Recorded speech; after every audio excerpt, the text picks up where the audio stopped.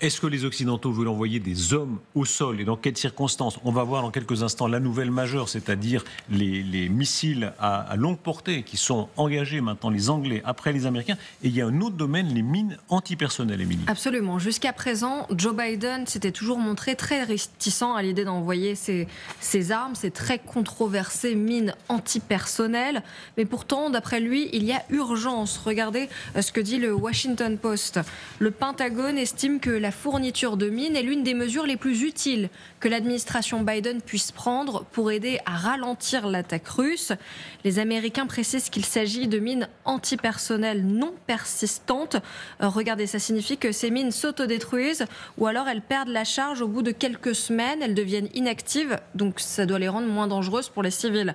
C'est très encadré. A priori, les Ukrainiens n'auront le droit d'utiliser ces mines seulement en territoire ukrainien et seulement dans des zones où il y a très peu de population. Alors certaines ONG s'insurgent parce que c'est une violation du droit international humanitaire. Ces mines frappent de manière indiscriminée, c'est ce qu'elles expliquent. Elles frappent les militaires comme les civils. La convention sur l'interdiction de ces mines date de 1997. Regardez sur ce schéma, l'Ukraine l'a signé et ratifié, mais ce n'est pas le cas des États-Unis ni de la Russie. Et en juin 2022, eh bien, Joe Biden avait annoncé qu'il renonçait à utiliser et à produire ces mines antipersonnelles. Écoutez Lloyd Austin, le secrétaire américain à la Défense, qui explique aujourd'hui pourquoi est-ce qu'il a décidé de valider cet envoi. Ils fabriquent actuellement leurs propres mines antipersonnelles. Les mines que nous chercherions à leur fournir seraient des mines qui ne sont pas persistantes. Nous pouvons contrôler quand elles s'auto-activent, s'auto-déclenchent, et cela les rend bien plus sûrs que les choses qu'ils créent eux-mêmes.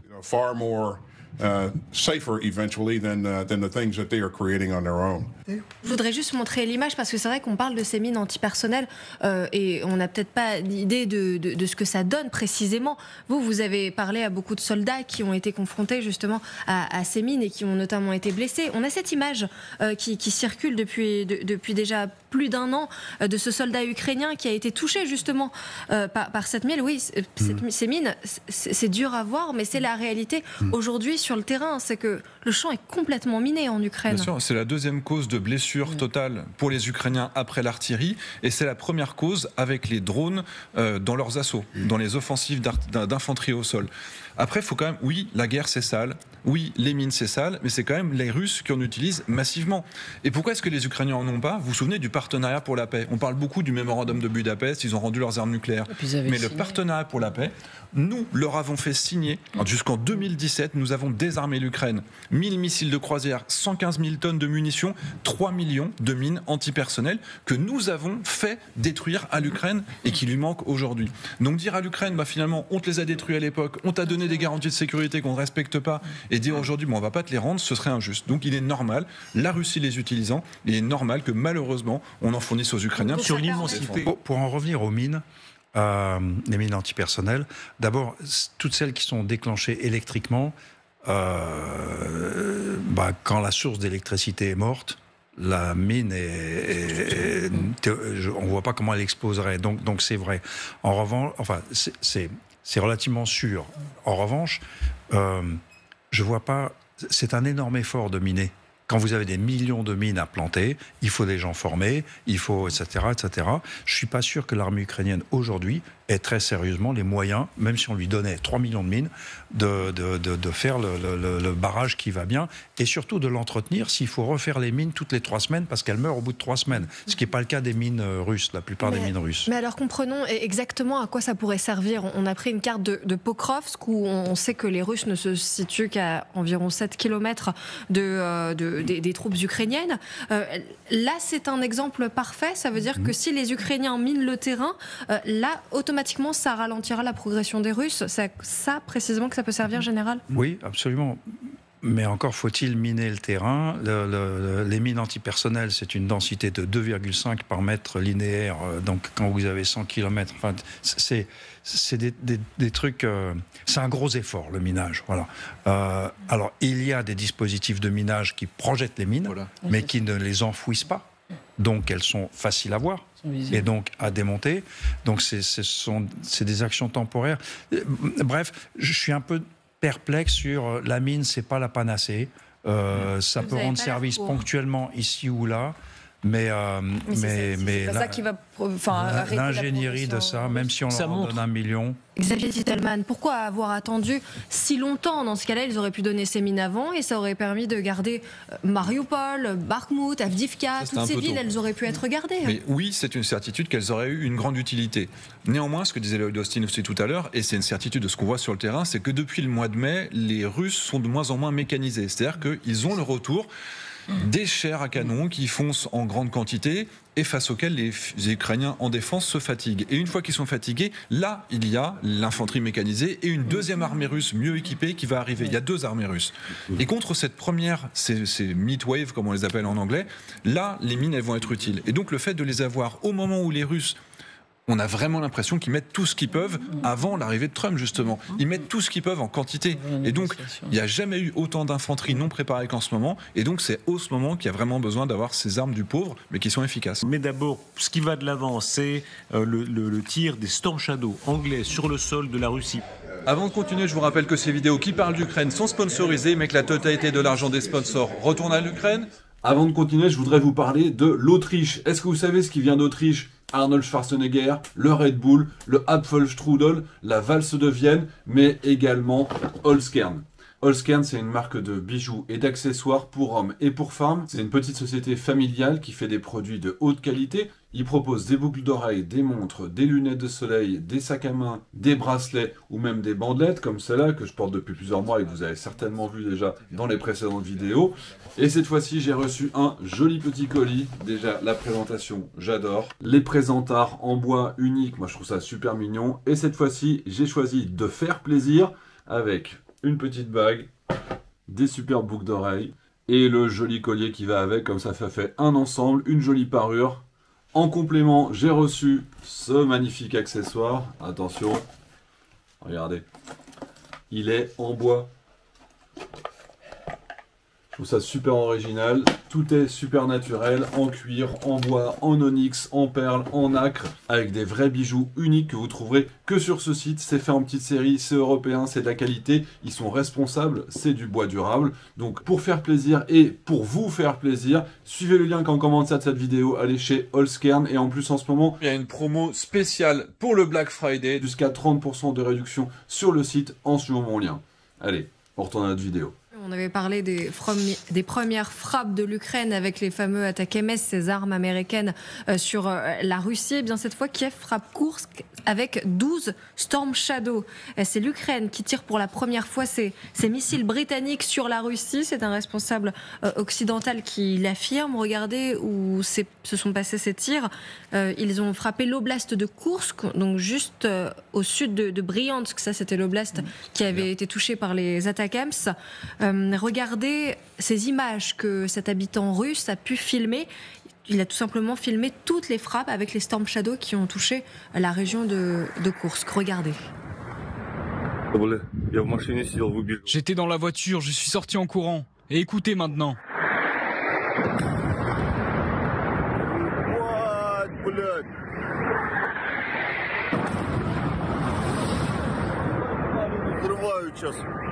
Il y a de la fumée, qu'est-ce qu'ils font là?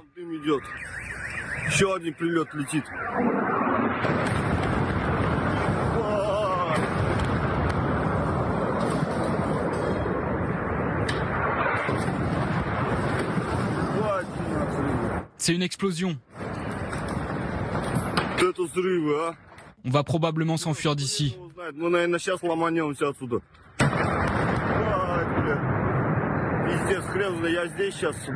Oh la vache, la fumée arrive.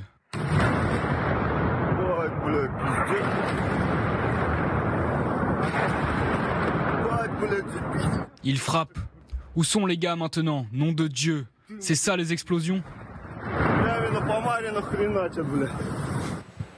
Écoutons bien ensemble cette séquence parce que Xavier Titelman, vous êtes si bon spécialiste de ce genre de sujet. À l'oreille, vous pouvez bien comprendre ce qui est en train de se passer, c'est-à-dire chaque tir de Storm Shadow l'un après l'autre. Là, on voit et on entend surtout le nombre de missiles, on peut les compter. Il y a 12 missiles qui vont passer les uns derrière les autres, qui vont tous passer sans aucune interception, puisqu'il y a les 12 explosions. En fait, on compte le timing entre le moment où ça passe et le moment où ça explose. S'il y en avait qui auraient été interceptés en vol, on peut se dire ça explose quasiment instantanément. Non, il y a toujours exactement le même timing. C'est-à-dire que la totalité du tir est passée. Et là, ni les Russes ni les Ukrainiens ne peuvent... Écoutons bien, parce que on va voir si... On l'entend. Ah, et ça veut dire qu'il y a le même laps de temps? Oui. Entre le passage et l'explosion derrière. Et on voit bien, on reconnaît que c'est un réacteur, c'est pas des petites hélices comme on a sur les drones Shed russes par exemple. Et les 12 sont sur le même objectif?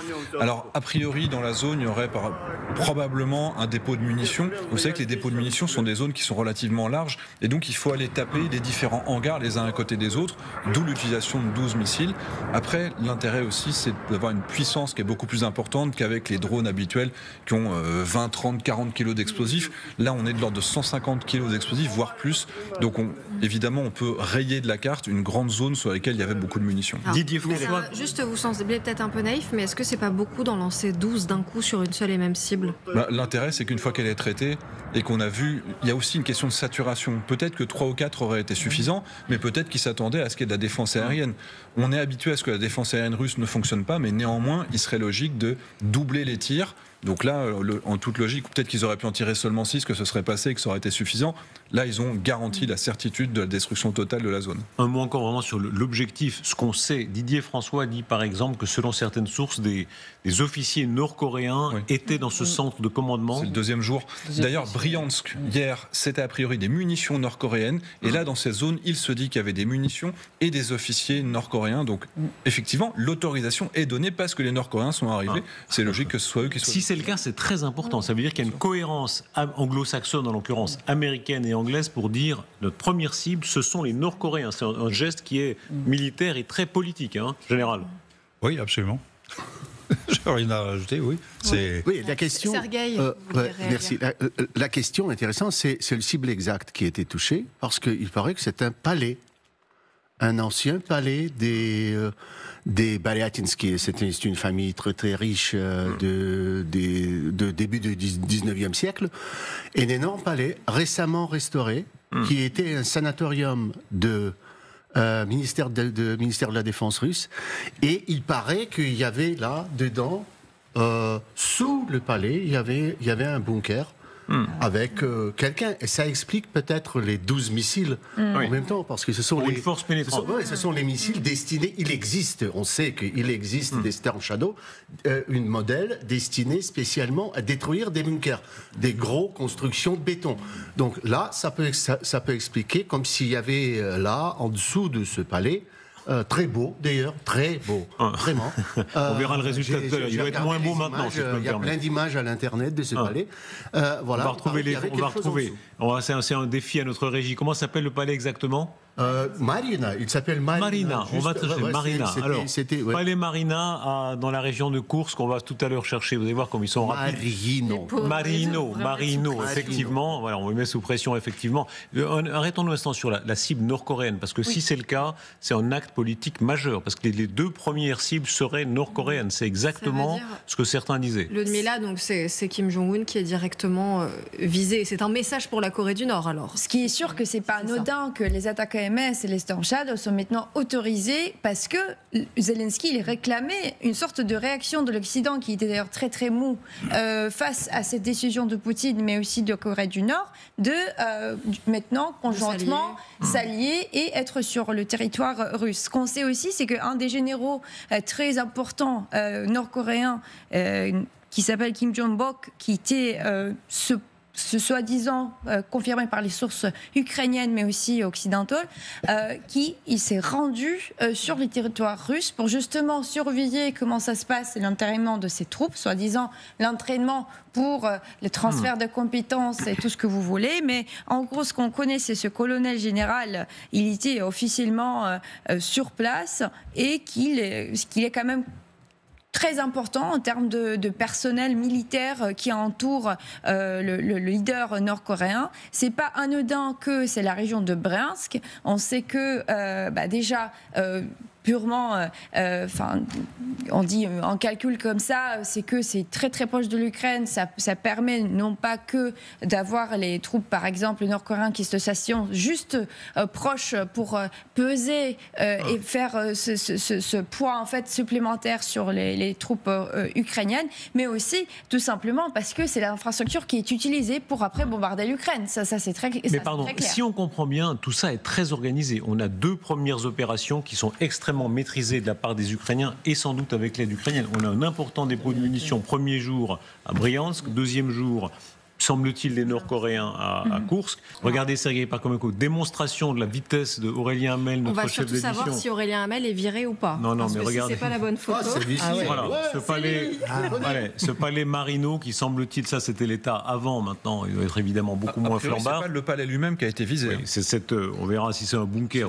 On parle des sites conditionnels évidemment. Le bunker ou le centre de commandement qui se trouvait soit dans le palais, soit sous le palais, autour du palais. Mais en tout cas, on est là dans une région d'abord extrêmement importante, cette région de Koursk. On voit que les Ukrainiens arrivent encore ici à une capacité de combat considérable. Regardons exactement cette image par aérienne, parce que là encore on retrouve la capacité technique de Xavier Titelman. Vous dites qu'on voit le palais, qu'on voit tout à l'heure. Là, on est en train de suivre en direct exactement ce qui s'est passé.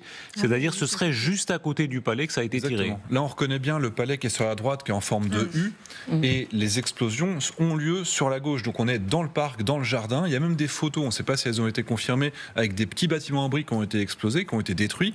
Et on voit que pour certaines de ces explosions, il y a le choc. On a des photos des débris. On va vous les montrer, comme ça, vous allez pouvoir nous dire ce que vous en pensez. Mais il semblerait que ce soit des débris de missiles à Koursk, où on voit notamment écrit dessus Storm Shadow. Storm Shadow, voilà, exactement. Donc, mais là, on voit bien qu'il y a certaines de ces... Quand le missile arrive, il y a peut-être un décalage d'une seconde avant l'explosion. C'est-à-dire qu'il est rentré en profondeur et effectivement qu'il y avait un bunker qui était caché en dessous. Et là, effectivement, voilà, notamment celui-là, c'est marqué en bas, c'est marqué Storm Shadow. Donc là, de toute façon, les Ukrainiens et les Anglais ne le cachent pas. Ce sont officiellement des matériels qu'ils ont fournis. Donc là, c'est simplement une confirmation. Mais quand on reste sur l'image aérienne, qu'on comprenne bien, là, la probabilité que ce soit un renseignement américain, c'est un renseignement satellite, n'est-ce pas, qui mène là. Ces sites, ils existent depuis l'époque soviétique. Donc les Ukrainiens qui travaillent avec l'Union soviétique, ils savent très bien qu'il y a un bunker à cet endroit-là. S'ils voient qu'il y a des mouvements, c'est quand même relativement facile. Donc il faut bien comprendre que la Russie n'a pas de secret pour les Ukrainiens, puisque c'était avant un travail qui se faisait des deux côtés. Il y a des soldats, des officiers ukrainiens qui ont été formés certainement à cet endroit-là. Donc ils n'ont pas de doute sur où peuvent se cacher les Russes. Général Yakovlev, on le disait, c'est la version britannique qui a été lancée sur le territoire de la Russie.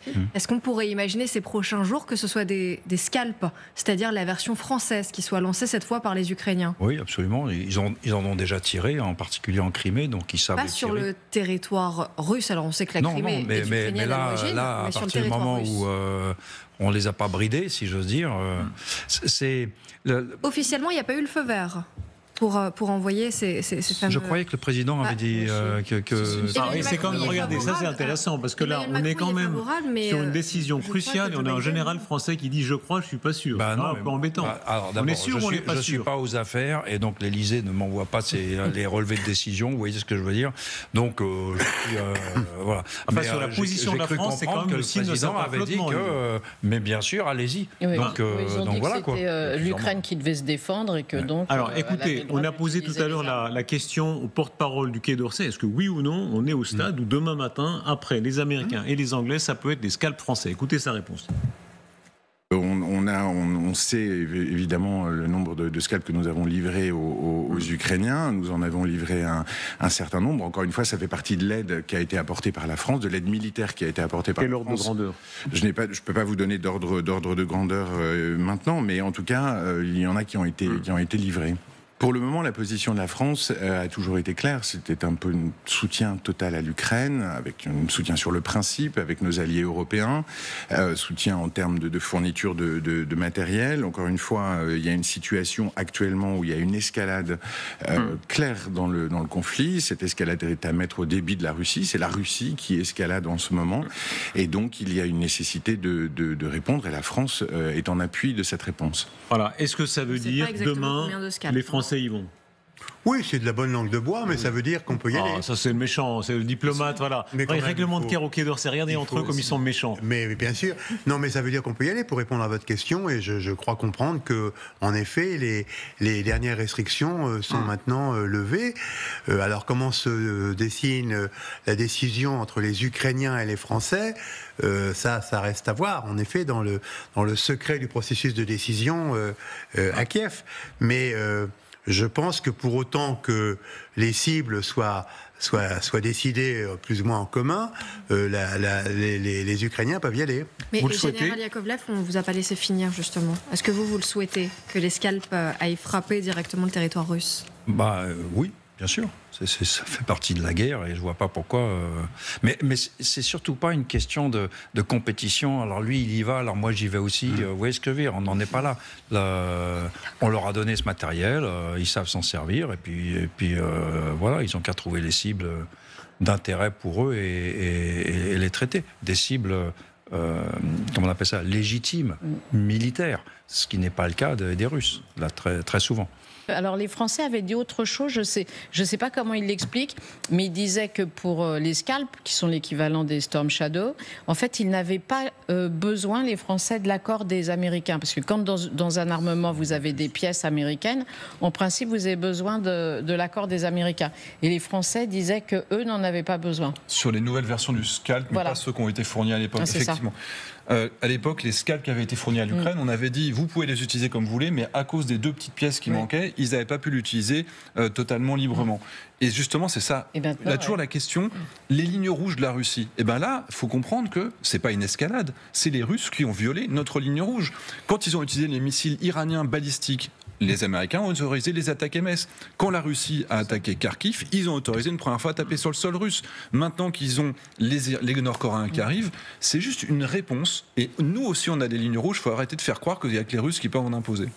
Dans un autre chapitre, celui des instructeurs français, il y a toute une série de généraux, certains d'ailleurs, et de personnalités, certaines sont sur ce plateau, qui sont pour. Absolument. Xavier Titelman, notamment. Vous avez co-signé cette tribune dans Le Monde où vous demandez d'envoyer des militaires issus d'une coalition européenne en Ukraine. Alors, vous précisez bien qu'il ne s'agit pas de soldats pour aller se battre directement sur le front, mais il s'agit d'instructeurs militaires. Cette tribune, elle a été signée par de nombreuses personnes, des collectifs ukrainiens, des intellectuels, des spécialistes militaires, des questions militaires, notamment le général Richoux, que l'on connaît bien, Bernard-Henri Lévy, que vous recevez très régulièrement, Darius. Et voici ce que l'on trouve dans cette tribune. Réunir une coalition européenne d'instructeurs militaires en Ukraine offrirait une aide considérable à ce pays agressé et serait une manière efficace de dissuader les attaques de l'armée russe. La capacité opérationnelle du pays en dépend face à son agresseur dont toute l'économie est tournée vers la guerre et qui reçoit un soutien toujours accru de ses alliés. Cessons, au demeurant, d'évoquer le risque d'une prétendue escalade. Le terme n'a aucun sens lorsqu'on se porte au secours d'un pays attaqué. Que dites-vous à ceux qui disent que c'est déjà trop tard ? Mais c'est jamais trop tard. Est-ce que la guerre va s'arrêter demain ? Et même s'il y avait un cessez-le-feu par bonheur l'année prochaine, il faut que les Ukrainiens soient prêts à imposer un rapport de force dans lequel ils ne risquent pas de se faire dominer avec une nouvelle offensive. Un cessez-le-feu, ça veut dire une nouvelle offensive russe dans 1 an, 6 mois, on ne sait pas. Donc il faut absolument qu'il y ait une montée en puissance qui perdure. Donc le timing, oui c'est tard, mais c'est jamais trop tard. Il faut les aider militairement. Et le fait d'avoir sur place les instructeurs, il faut comprendre la logistique. Faire venir 2000 Ukrainiens ici pour les former ou envoyer 15 instructeurs sur place, en termes de logistique, c'est beaucoup plus simple. Ça nous fait des économies, c'est beaucoup plus opérationnel, c'est plus rapide. C'est simplement la logique qui voudrait qu'on les fasse depuis longtemps. Je suis d'accord que si on envoie un instructeur dans une zone de guerre et tout, il accepte le risque. Mais la logique, pour moi, la logique ultime de faire de l'aide à la formation ukrainienne, déjà, il faudrait que ce soit, quitte à faire cet effort et à en payer le prix politique, il faudrait que ce soit un gros effort. Donc on ne parle pas de quelques... Non. Alors à ce moment-là, on fait un gros truc. Enfin, gros effort, c'est quoi? C'est combien de milliers de personnes? Plusieurs milliers. Plusieurs, il y a deux versions, il y a plusieurs centaines, il y a plusieurs milliers. C'est pas chose. Un paquet d'installations, c'est pas 15 mecs dans un camp pour apprendre à ramper plus vite. C'est beaucoup plus que ça. Et ça suppose, pour moi, la logique, c'est à ce moment-là, on prend en compte la protection aérienne de l'Ukraine. Vous voyez ce que je veux dire? Il y a un coût complet, no-fly zone, parce que nous avons des gens en dessous. Ce que vous dites là est très important. Vous avez toujours dit de portage. Constance et cohérence. Je salue là chez vous, général. Toujours, vous avez dit, il ne faut pas faire les choses à moitié. Si on envoie des hommes, effectivement, il y a la protection qui va avec, la protection aérienne. Donc, en réalité, on s'engage, qu'on le veuille ou non. Il faut dire les choses. Bah oui. Et c'était une tribune que vous aviez signée, et je crois qu'on a tous les deux signé, sur la protection aérienne de l'Ukraine. Dans le monde aussi pour protéger le ciel ukrainien. Je voudrais vous faire écouter le général Dutartre qui était sur LCI. Alors lui, il va même plus loin que l'envoi d'instructeurs militaires en Ukraine. Moi, je suis pour, non pas des combattants tout de suite, mais en tout cas des forces prépositionnées en Ukraine qui soient... Notamment, par exemple, vous pouvez imaginer un découpage, comme on a fait d'ailleurs durant, une fois que l'OTAN s'est impliquée en ex-Yougoslavie, c'est-à-dire chargé d'une zone, ne serait-ce que défendre cette zone, pas forcément aller attaquer, pas être des combattants de première ligne, au moins dans une première étape, et avec un mandat extrêmement clair, c'est-à-dire de pouvoir riposter à des attaques éventuelles. Pourquoi faire? Pour soulager, si vous voulez, des centaines de kilomètres de front, là où il ne se passe pas grand-chose, mais au moins qu'il y ait une présence européenne. Est-ce que c'est une clarté supplémentaire de dire au fond, on va devenir compagnon d'armes, hein? C'est plus que ça, c'est pas seulement une histoire technique, c'est devenir compagnon d'armes. Mais il y a des vrais combattants qui sont aujourd'hui sur la frontière avec la Biélorussie ou avec la Transnistrie qui servent à rien parce qu'il y a des milliers d'hommes avec des canons, etc., qui sont juste déployés là au cas où. Si on mettait des combattants français dans une zone de paix aujourd'hui pour faire du maintien de la paix... Donc vous y seriez favorable? Évidemment. On parle bien de combattants cette fois, pas seulement d'instructeurs. De la défense aérienne pour protéger des villes comme Odessa, des combattants qui ne seraient pas engagés dans des combats et qui restent sur les arrières, et des instructeurs. Alors oui, il y a certains domaines dans lesquels c'est plutôt les Ukrainiens qui ont des choses à nous apprendre. Mais on a donné des AMX-10, des véhicules blindés, on a donné des VAB, on est en train de donner des Mirage 2000, il y a peut-être des instructeurs, et puis le déminage, et le déminage, et puis la médecine de combat. Dans tous ces domaines-là, on pourrait soutenir la formation locale des Ukrainiens. Oui, mais même si vous êtes à l'arrière, les Russes, ils peuvent vous frapper. Bien sûr. Voilà, c'est ça, c'est-à-dire que... Général, si on est compagnon d'armes, qu'on soit pour ou contre, hein, chacun jugera, mais si on est compagnon d'armes, on l'est complètement, avec les risques. Non, parce que là, l'idée, c'est qu'ils restent à l'arrière, justement. C'est qu'ils ne soient pas sur les lignes de combat. Mais à l'arrière, on peut quand même être frappé par les Russes. Donc, effectivement, là, on devient frère d'armes. Oui, alors, hier, avec l'ambassadeur Haro, il a dit, à très juste titre, qu'on ne fait pas ce genre de choses sans le soutien de l'opinion.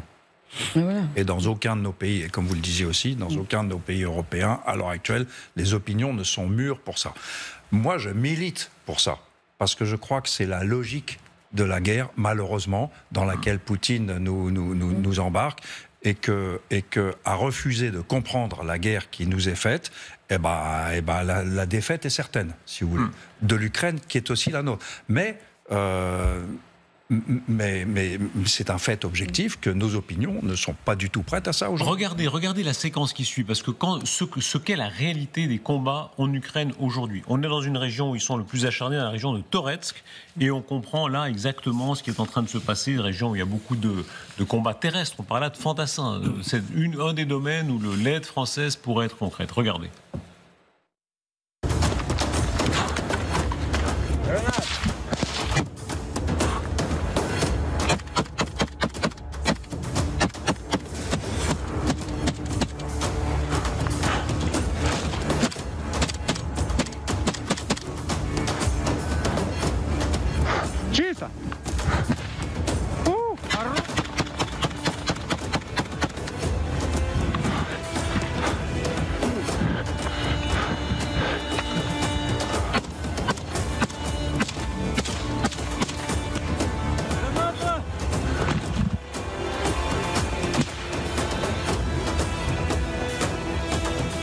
Est-ce que les soldats français voudraient aller là, d'après ce que vous savez?